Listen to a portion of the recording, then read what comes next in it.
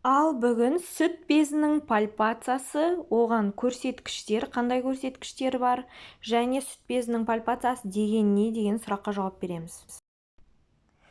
Сүт безінің пальпациясы, яғни пальпация деген біз қолмен зерттейміз. Әртүрлі сүт безі ауруларының диагностикасында қолданатын өте тиімді, арзан, қолжетімді әдіс болып келеді. Осы әдіс арқылы біз жылдам, қарапайым жолмен, яғни сүт безінің рагын анықтауымызға болады. Негізі 30 жастан бастап скрининг бойынша қараймыз, бірақ науқастың өзінің шағымдарына бастап, кез келген жастан бастап жасауға болады. Егер науқас 18-де болсын, 20-да болсын, осындай шағымдармен сізге келетін болса, міндетті түрде сүт безінің пальпациясын жасаңыз. Немесе науқас сізде бар болса, сіз өзіңіз жасауыңызға да болады. Сүт безі пальпациясына өзінің әртүрлі көрсеткіштері бар. Соның ең бірінші түрін талқылайық. Кеуде қуысының әртүрлі бөліктерінде ауырсыну болатын болса, егер сіздің сүт безіңіздің немесе қолтық астыңыз, осы көкірек қуысыңыздың әр жер ауыратын болса, немесе терісінің астындағы бір ауырсынулар сезетін болсаңыз, міндетті түрде сүт безінің пальпациясын жасау керек. Егер науқас сізге осындай шағымдармен келетін болса, сіз міндетті түрде сүт безінің пальпациясын жасаңыз. Бірінші суретте міне көріп отырсыздар, науқас ұстап тұрды, яғни ол сол жақ сүт безінің ауырсынуы бар, сол жерде. Осыған байланысты екі безінде пальпациялайсыз. Ал сүт безінің пальпациясына көрсеткіштер екінші тармағы бұл сүт безінің тығыздалуы. Яғни тығыздалып әртүрлі тартылулардың пайда болуы. Мына суретте көріп отырмыз, сүт безінің ұшы тартылған ішке қарай. Бұл дұрыс жағдай емес, яғни патология болып табылады.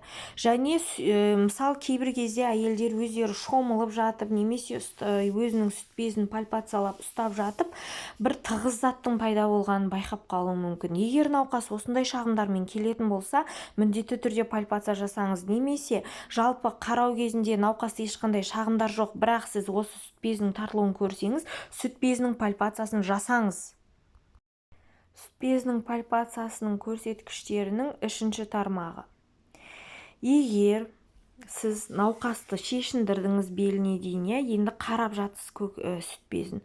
Сүт безінің ұшының позициясының өзгеруі немесе ареоланың өзгеруі, оны қалай түсінеміз? Яғни сүт безінің мына ұшы екі емшегі бірдей симметриялы емес, әртүрлі болып тұр. Және ареолалардың, яғни мына сүт безінің айналасы, сүт безінің ұшының айналасы қарайып тұрады ғой, соны ареола дейміз.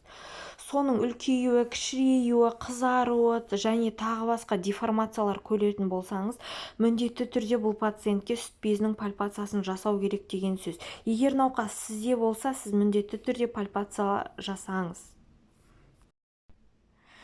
Енді тағы бір сүт безінің пальпациясына көрсеткіш төртінші тармағы, емшектен әртүрлі бөлінділер шығатын болса патологиялық. Мына суретте біз көріп отырмыз да, емшекті бұлай қысқан кезде қан шығып тұр. Бұл міндетті түрде қан емес, ол аппақ сұйықтық болуы мүмкін, іріңді сұйықтық болуы мүмкін, сарғыш болуы мүмкін. Яғни осы емшектен әртүрлі бөлінділер шығатын болса, бұл өте қауіпті болып табылады.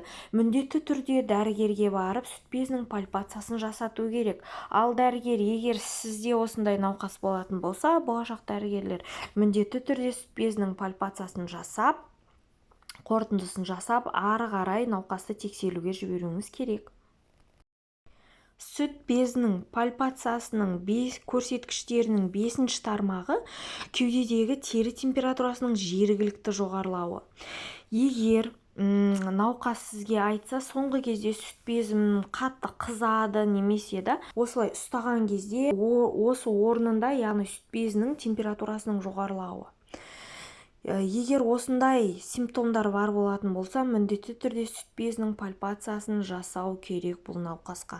Ал егер науқас сізде болатын болса, сіз міндетті түрде дәрігерге барып сүт безінің пальпациясын жасатыңыз және ары қарай тексеруге жолдама алуыңыз керек.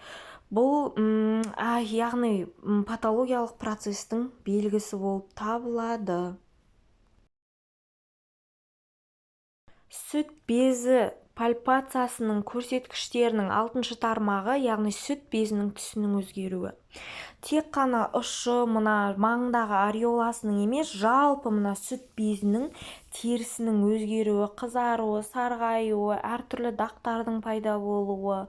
Осындай, егер сізде науқас осындай шағымдармен келетін болса, міндетті түрде бұл науқасқа сүт безінің пальпациясын жасау керек. Немесе науқас сіз айнаға қарадыңыз, шешінген кезде қарасаңыз да әртүрлі, яғни теріңіз сүт безінің терісінің өзгерістері бар болатын болса, дәрігерге барып сүт безінің пальпациясын жасатыңыз. Сүт безі пальпациясының көрсеткіштерінің 7-ші тармағында сүт безі пішінінің мөлшерінің өзгеруі, ер адамдарда көкірегіндегі сүт безінің ұлғаюы болып табылады. Мұны қалай білеміз? Яғни науқас өзі айтуы мүмкін, дәрігер соңғы кезде айнаға қарасам, бір сүт безім үлкен, біреу кішкентай, немесе екеуі де қатты ұлғайып кетті деп. Ал ер адамдарда, яғни сүт безінің өскенін байқайды, ұлғайғанын байқайды. Сонымен қатар кейбір кезде ауырсыну болуы мүмкін.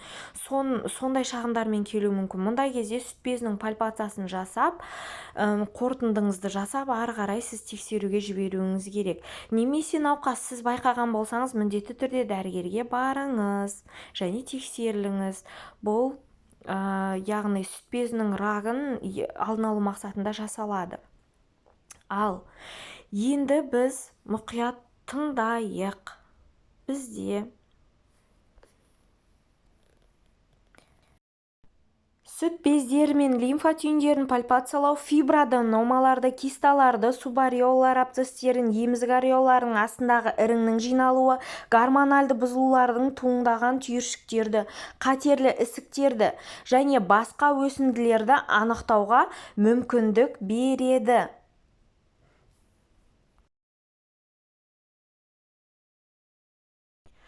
Ал келесі, бұл тармақты да мұқият тыңдайық. Көп жағдайда анықталған тығыз түйіндердің табиғатын нақтылау мақсатында бізге әрі қарай зерттеулер қажет болады.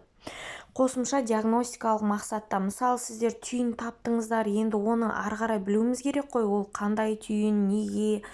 Сондықтан біз яғни сүт безінің ультрадыбыстық зерттеуін тағайындаймыз. Сонымен қатар рентгендік зерттеуін тағайындаймыз, оны маммография деп атайды. Және қажет болса біз МРТ, КТ, контрастпен, контрастсыз да, яғни әртүрлі сүт безінің ісіктері кезінде осындай тағайындаймыз. Ал енді келесі слайд, бұны да мұқият тыңдаймыз. Яғни біз сүт безінің пальпациясын қалай жасаймыз науқасқа? Науқас жатқан қалыпта жасауымызға болады, немесе науқас тұрады, тұралса, тұралмаса отырады. Осы жағдайда біз науқастың сүт бездерін пальпация жасай аламыз. Процедура ешқандай ауырсынусыз болғандықтан науқасты арнайы дайындап қажеті жоқ. Тек науқастың келісімін аламыз. Науқас келіседі ме? Сіз яғни сүт безінің пальпациясын жасауға келіспейді ме? Келіспесе біз жасамаймыз. Келісетін болса, белгілі бір құжатқа қолын қояды, сосын біз науқастың сүт безінің пальпациясын өткіземіз.